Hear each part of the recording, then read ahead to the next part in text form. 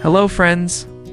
Today, we will be talking about a very special topic, one that many of us have experienced or witnessed at some point in our lives: the psychology of people who love as if it's their last chance.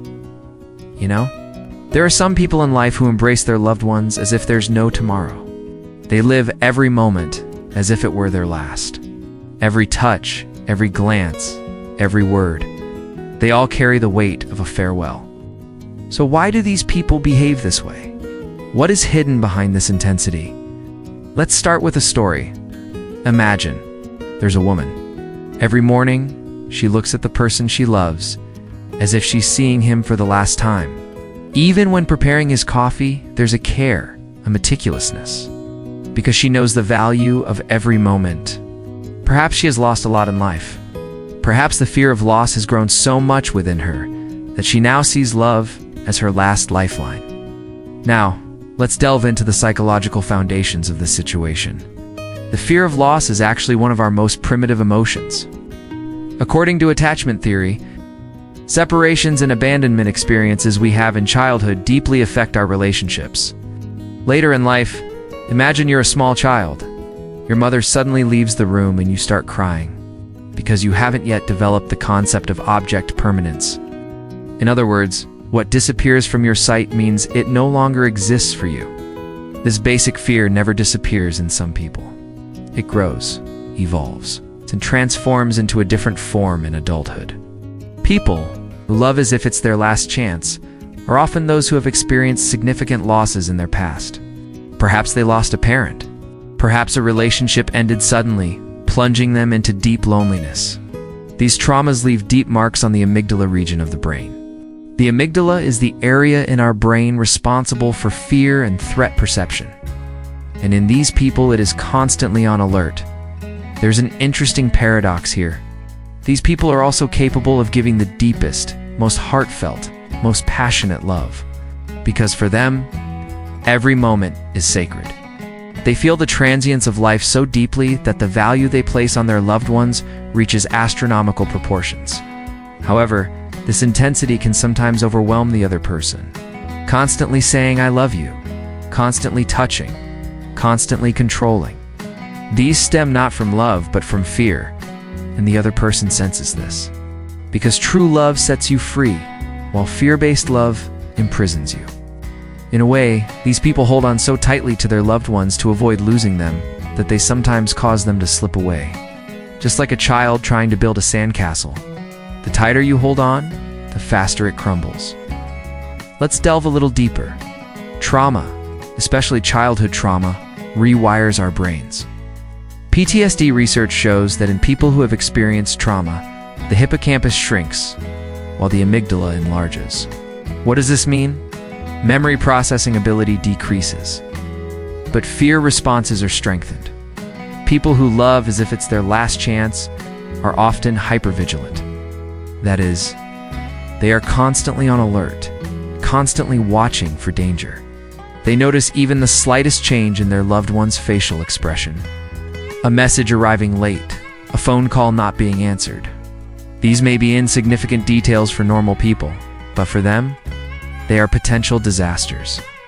This situation is also related to negative bias in neuroscientific terms. The human brain, evolutionarily, gives more importance to negative information, because recognizing danger was critical for survival. But in brains that have experienced trauma, this mechanism is overactive. Every situation turns into a potential loss scenario. Returning to attachment theory, this behavioral pattern is often associated with an anxious attachment style. People with an anxious attachment style constantly worry about rejection and abandonment.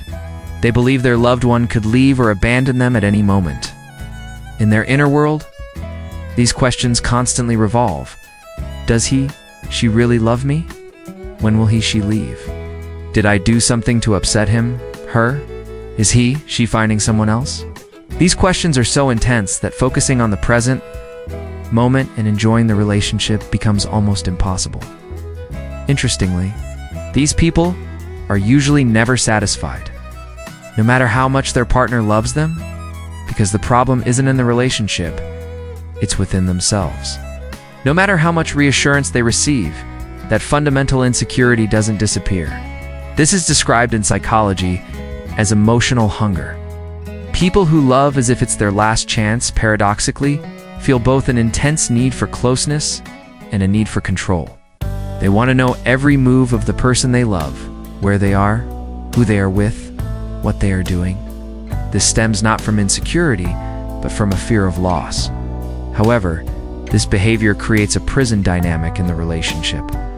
The other person becomes unable to breathe, and this is where the tragic cycle begins. The more they try to control, the more the other person distances themselves. The more they distance themselves, the more the fear increases. And the more the fear increases, the stronger the need for control becomes. According to existential psychology, this is actually the fundamental conflict between freedom and security. Every relationship, in a sense, demands a sacrifice of freedom. But in healthy relationships, this sacrifice is reciprocal and occurs in balance. In trauma-based relationships, however, this balance is disrupted. Another interesting characteristic observed in these people is their inability to live in the present moment. They constantly think about potential losses they might face in the future or remember losses they experienced in the past. But they cannot experience that beautiful moment now. Mindfulness research shows that being stuck in the past or the future is a root cause of anxiety and depression. Yet life is actually all about now. Past is gone. The future hasn't arrived yet. The only thing we have is this present moment. However, for people who fear loss, the present moment is always something that carries the risk of being lost. Therefore, they cannot fully surrender to that moment. Even in every happy moment, there is a fear of what if it ends. This is, in a way, a self-fulfilling prophecy, because if they cannot savor happiness, that happiness will gradually erode. According to Gary Chapman's 5 love languages theory, people express and receive love in different ways. However, in people who love intensely, as if it's their last chance, love languages are usually active simultaneously and intensely. Physical touch.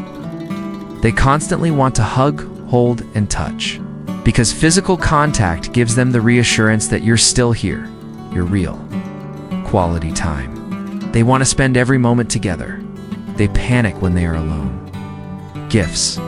They constantly want to give gifts and prove their love with tangible objects. Acts of service. They are ready to do anything for the person they love, sometimes even pushing their own limits. Words of affirmation. They constantly say "I love you" and need to hear it. This intensity may initially seem romantic and passionate, but over time, it becomes tiring and overwhelming. Because the principle of reciprocity is broken. One side is constantly giving, while the other is overwhelmed by this intensity.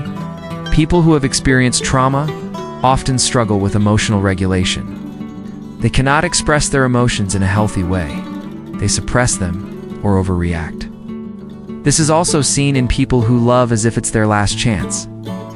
Even a small disagreement can feel like the end of the relationship for them.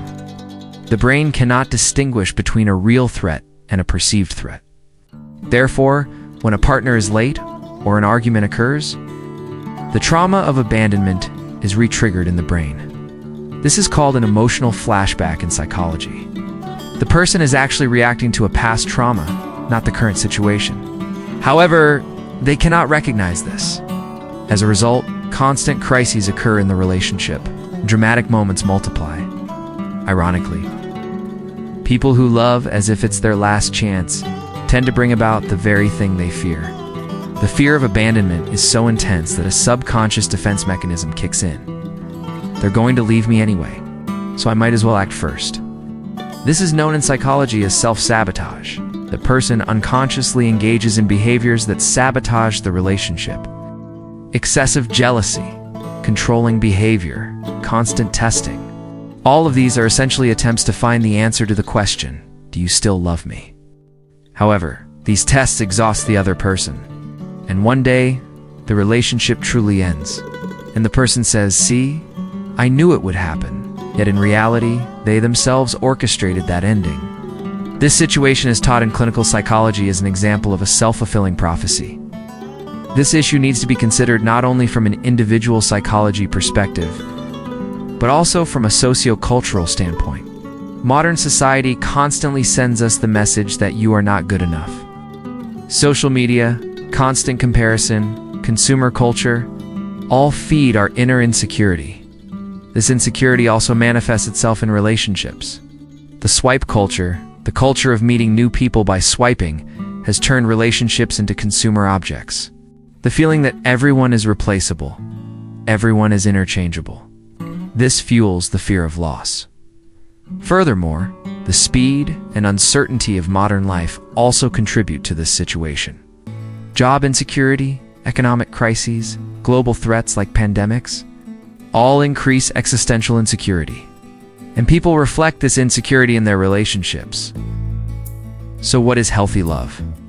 What is the difference between loving someone as if it's their last chance and healthy love? Healthy love, first and foremost, comes from a place of self-assurance.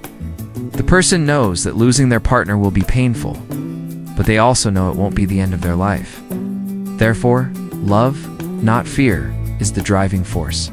There is trust, but not blind trust. It's realistic trust. It accepts that the other person is also human and can make mistakes. Healthy love involves freedom. Two individuals come together without losing their individual selves. They unite, but they don't merge. There is connection, not attachment. That is connection, not dependence. Healthy love has the capacity to live in the present moment. Past traumas or future anxieties don't poison that moment. Mindfulness, awareness, these are the cornerstones of healthy relationships. So how do you break out of this cycle? Is healing possible? Yes, it's absolutely possible, but it's not easy. The first step is awareness. The individual must become aware of their own behavioral patterns. They must ask themselves, why am I behaving this way? Where does this fear come from? Therapy is critically important in this process. Trauma-focused therapies, such as EMDR schema therapy or psychodynamic therapy, can be particularly effective. These therapies help process and reinterpret past traumas. Mindfulness and meditation practices are also very helpful. They teach focusing on the present moment and avoiding excessive identification with thoughts. The awareness that my thoughts are not me, my feelings are not me, develops. Safe relationship experiences are also healing. A therapeutic relationship can serve as a model in this sense. Subsequently, a relationship with a healthy, empathetic, and consistent partner helps to write over past traumas. If you're in a relationship with someone who loves you as if it's their last chance, what should you do? First, be empathetic, but don't lose your boundaries. Understand that your partner's behavior stems from fear, but don't normalize it. Find a balance. I understand you, but this is unacceptable. Provide reassurance, but don't overdo it. Constant reassurance actually reinforces insecurity. Because the message becomes, you're right, there's reason to worry, so I need to constantly comfort you. Encourage therapy, but do this in a supportive way, not an accusatory one. Instead of saying, you're sick, you need treatment, say, I love you very much, and I want to help you be happier. Take care of yourself too. Don't fall into the trap of codependency. Don't neglect your own therapy and your own growth journey. We've had quite a difficult journey so far. But I want my concluding message to be full of hope, because change is possible. People can heal, grow, and transform. Trauma is not a curse. Yes, it's difficult, it's painful, but it can also bring profound wisdom. The concept we call post-traumatic growth refers to growth after trauma. Some people build deeper, more empathetic, more meaningful lives after trauma. People who love as if it's their last chance are people who know the value of love. If they can channel this intensity in a healthy way, they can create the most beautiful, deepest relationships, because they know the transience of life. They know the value of every moment. Yes, there is fear within them, but there is also an incredible capacity for love. The healing process is about reducing this fear, but preserving love. In conclusion, loving someone as if it's your last chance is a multifaceted, complex phenomenon. It's fueled by past traumas, affects the present, and carries deep anxieties about the future. These people are neither evil nor overly romantic. They're simply people who have suffered greatly and are facing the fear of loss. And yes, this behavior creates difficulties in the relationship, but with understanding, empathy, the right approaches, and professional help, healing is possible. If you love someone like this, please be kind to yourself. Don't let your past guide you. You can turn a new page today. Healing isn't linear. It's bumpy. But every small step matters. If you are in a relationship with someone like this, be patient but protect your boundaries. Love isn't sacrifice. Love is two healthy people connecting with each other, and for all of us. Life is fleeting, that's true. But this transience should teach us to appreciate every moment, not to live every moment in panic. Gratitude, not fear, should guide us. I hope this video has been enlightening for you. If so, don't forget to like and subscribe. Share your thoughts with me in the comments. See you in the next video. Take care. Goodbye.